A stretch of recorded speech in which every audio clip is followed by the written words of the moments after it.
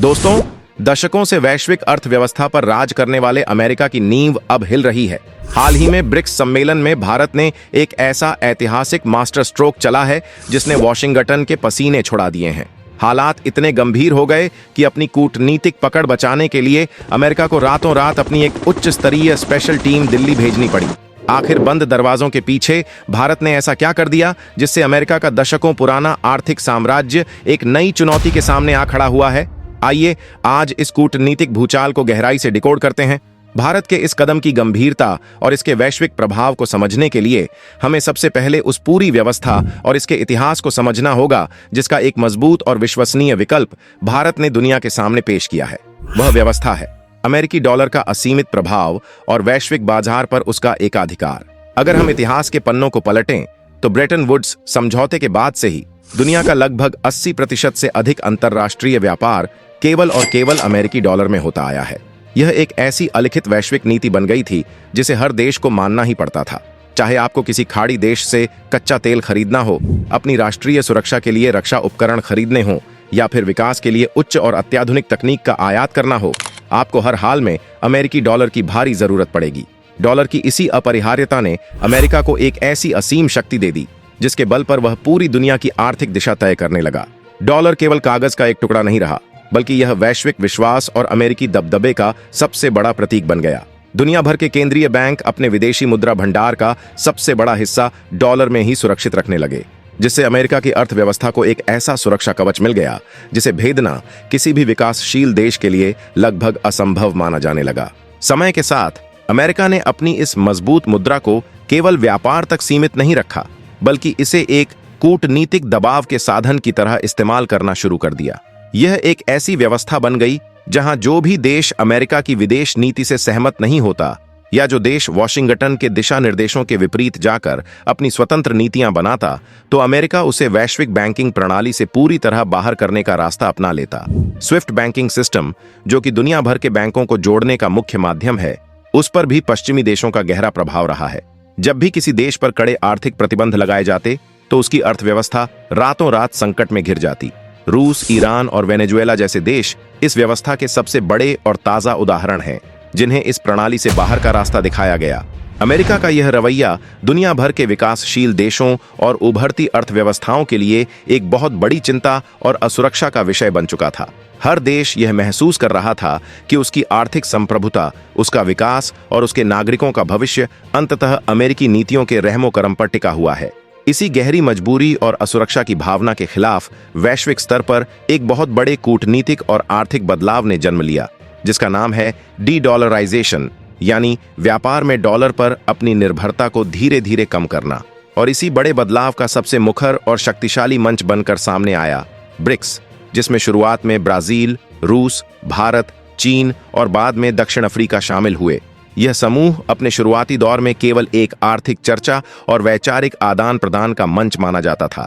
पश्चिमी मीडिया और वहां के आर्थिक विश्लेषक हमेशा से ब्रिक्स को एक दिशाहीन और कमजोर समूह बताकर इसे कम आंकते रहे। उनका मानना था कि इन देशों के बीच आपसी मतभेद इतने गहरे हैं कि ये कभी एक साथ मिलकर कोई बड़ी वैश्विक नीति नहीं बना पाएंगे। लेकिन कूटनीति में समय हमेशा एक सा नहीं रहता। जैसे जैसे समय बीता, इस समूह ने दुनिया की आधी से ज्यादा आबादी, वैश्विक व्यापार के एक विशाल हिस्से और वैश्विक जीडीपी पर अपना एक बहुत ही मजबूत प्रभाव जमा लिया। हाल ही में इस समूह में यूएई, सऊदी अरब, ईरान, मिस्र और इथियोपिया जैसे नए देशों के जुड़ने से यह और भी अधिक विशाल और प्रभावशाली बन गया है। जब अमेरिका और पश्चिमी देशों ने रूस पर अभूतपूर्व और ऐतिहासिक प्रतिबंध लगाए, तो ब्रिक्स के बाकी देशों ने यह गंभीरता से तय कर लिया कि अब अमेरिकी डॉलर के एक सुरक्षित विकल्प की तलाश महज एक विचार या भविष्य की योजना नहीं, बल्कि वर्तमान की एक अत्यंत आपातकालीन जरूरत है। ब्रिक्स के बंद कमरों में कई सालों से एक ऐसी समानांतर और स्वतंत्र भुगतान प्रणाली विकसित करने की योजना पर काम चल रहा था, जो भविष्य में किसी भी एक देश के नियंत्रण से मुक्त हो और स्विफ्ट सिस्टम को सुरक्षित रूप से बाईपास कर सके। इस योजना का मुख्य उद्देश्य यह था कि ब्रिक्स देश आपस में डॉलर की बजाय अपनी अपनी स्थानीय मुद्राओं में व्यापार करें। रूस और चीन तो इस मुहिम में खुलकर सबसे आगे थे, क्योंकि वे लगातार अमेरिका की रडार पर थे।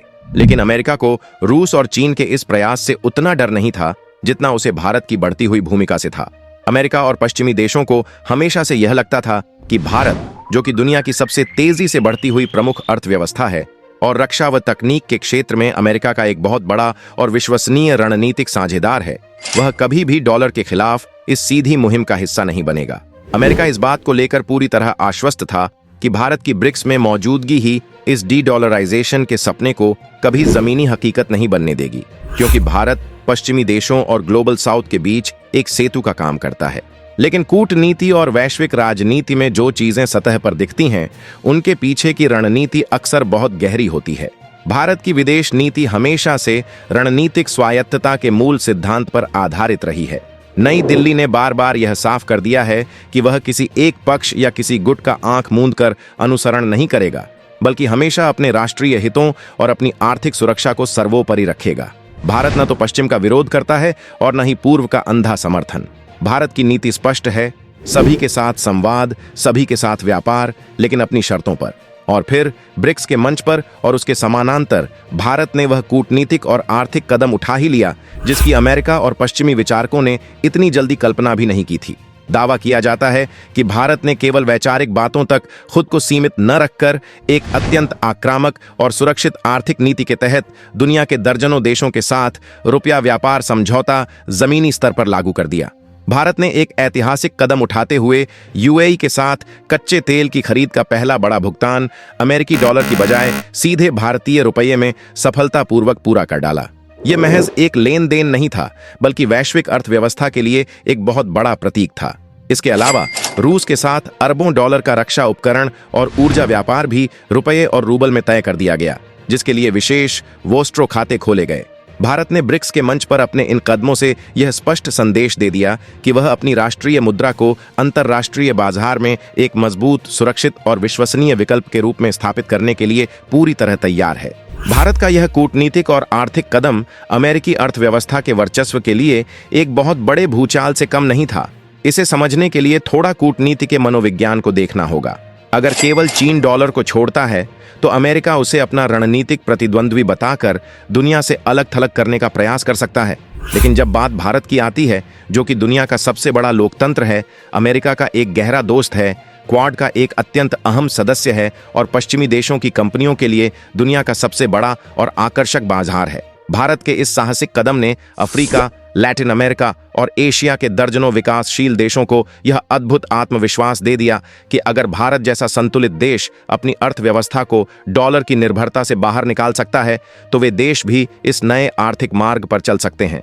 यही वह सबसे बड़ा कारण था जिसने वॉशिंगटन की रातों की नींद उड़ा दी। जैसे ही भारत की इस आक्रामक और सफल आर्थिक कूटनीति की विस्तृत रिपोर्ट वॉशिंगटन के सत्ता प्रतिष्ठानों तक पहुंची, वहां रणनीतिकारों के बीच एक बड़ी हलचल मच गई।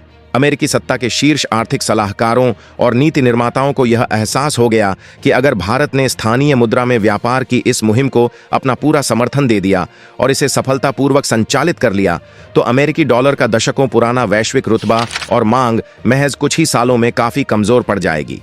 और जब बात अमेरिकी वर्चस्व और उसकी आर्थिक ताकत को बचाने की हो, तो अमेरिका फर्स्ट की नीति पर चलने वाले नेताओं की चिंता और प्रतिक्रिया स्वाभाविक है। कूटनीतिक गलियारों में यह चर्चा बहुत जोरों पर है कि ट्रंप जैसे कद्दावर अमेरिकी नेताओं ने अपने बयानों में यह स्पष्ट चेतावनी दी कि जो भी देश अमेरिकी डॉलर को छोड़ने का प्रयास करेगा या डॉलर के समानांतर कोई दूसरी व्यवस्था खड़ी करेगा, अमेरिका उस पर कड़े कदम उठा सकता है, जिसमें 100% तक का भारी आयात शुल्क लगाने जैसी बातें भी शामिल हैं।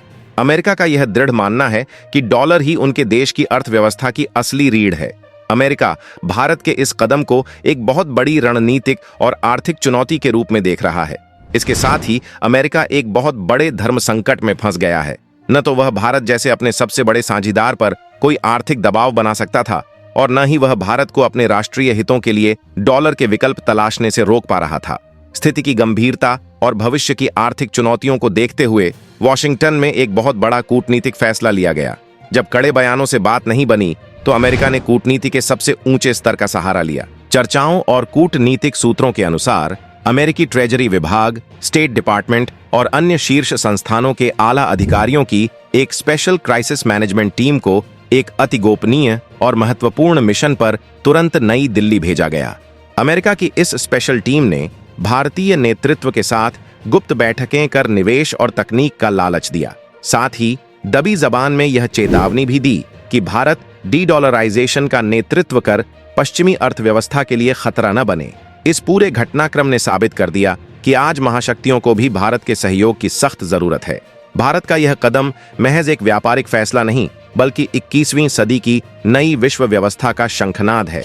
भारत ने दुनिया को साफ संदेश दे दिया है कि वह अब केवल अपनी शर्तों पर व्यापार करेगा और विकासशील देश अपनी आर्थिक आजादी के लिए पूरी तरह तैयार है। इस वीडियो में बताए गए भारत के गुप्त आर्थिक कदम और अमेरिका द्वारा स्पेशल टीम भेजने के दावे केवल कूटनीतिक चर्चाओं और अटकलों पर आधारित हैं। आधिकारिक तौर पर इनकी कोई पुष्टि नहीं हुई है। तो दोस्तों, यह था ब्रिक्स में भारत के ऐतिहासिक कदम का हमारा बेबाक विश्लेषण, जिसने दुनिया को दिखा दिया कि नया भारत अपनी शर्तों पर नीतियां तय करता है।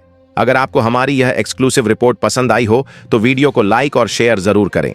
देश, दुनिया, अर्थव्यवस्था और कूटनीति की ऐसी ही निष्पक्ष खबरों के लिए चैनल को अभी सब्सक्राइब कर बेल आइकन दबा लें। क्या आपको लगता है कि भारतीय रुपया एक दिन दुनिया की सबसे मजबूत मुद्रा बनेगा? अपनी राय कमेंट में जरूर बताएं। अपना ख्याल रखें। धन्यवाद। जय हिंद। वंदे मातरम।